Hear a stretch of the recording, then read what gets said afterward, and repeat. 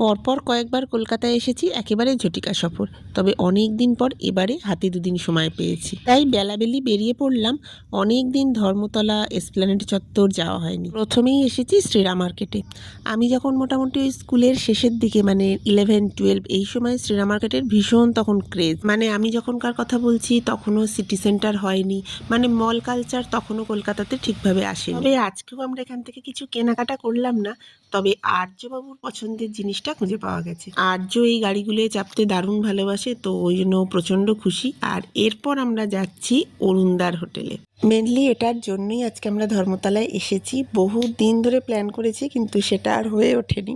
এখানে তো মোটামুটি সবসময়ই ভিড় থাকে, আর আমরা এসেছিলাম ওই 3:30 এরকম আশপাশ হবে। আমি অরুণদার হোটেল নিয়ে সেপারেট একটা ভিডিও বানিয়েছি, সেখানে ডিটেলসে আপলোড করেছি আমাদের কেমন লাগলো, কি কি অভিজ্ঞতা। এখান থেকে বেরিয়ে আমরা খেলাম লস্যি, আর তারপরে চলে এসেছিলাম শিয়ালদায়।